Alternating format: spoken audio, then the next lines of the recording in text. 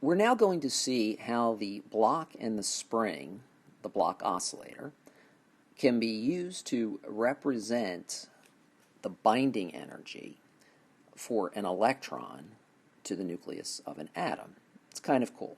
I think you'll see a lot of similar language to what you studied in chemistry, and I hope get a better feel for those binding energies and ionization energies that you talked about in chemistry by seeing how a visualization to our block spring would be applied to that type of a system.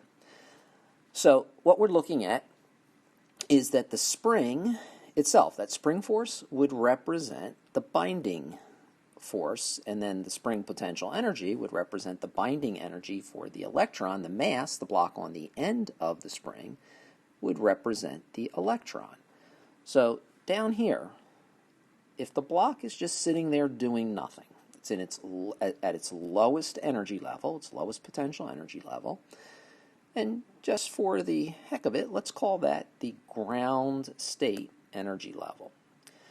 So the block is just sitting there, the electron would be in its lowest energy level. Well, what if we wanted to put this block into motion, right? We would kickstart it. We would excite the oscillator. We would get it going back and forth. Well, if we gave it a little bit of velocity, so we just flicked it to the right a little bit, right? A little flick. And let's say that energy that it absorbed from that little flick made it oscillate back and forth a little bit. We could call that the first excited state for our block oscillator.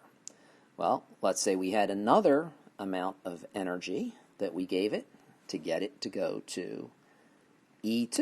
We can call that the second excited state. So you can see how this game is being played. Well, as it's going to these higher energy levels, the spring is stretching further and further.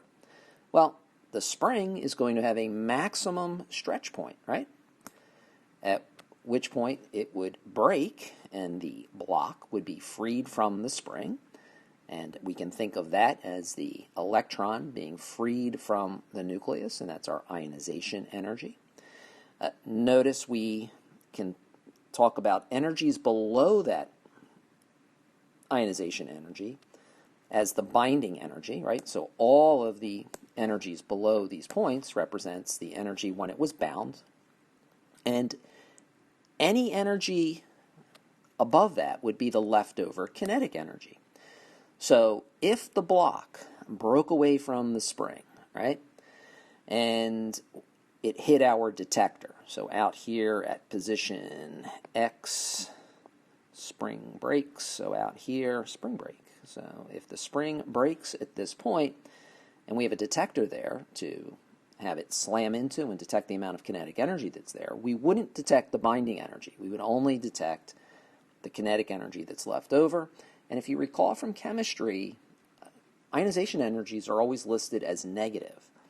And that's because that's not really what's measured. You're measuring the energy above the binding energy when you calculate when you measure the energy of a freed electron. So anyway, just thought this was a kind of neat connection to what you did in chemistry. If you study quantum mechanics, you'll study the potential well, and these discrete excited states, instead of a flick, they absorb photons. When they go from the second excited state back to the first excited state, energy is released, and again, that's light energy. So all of this, I think, is familiar to you from chemistry, and it's kind of cool to go back and talk about it in light of our understanding of the block oscillator.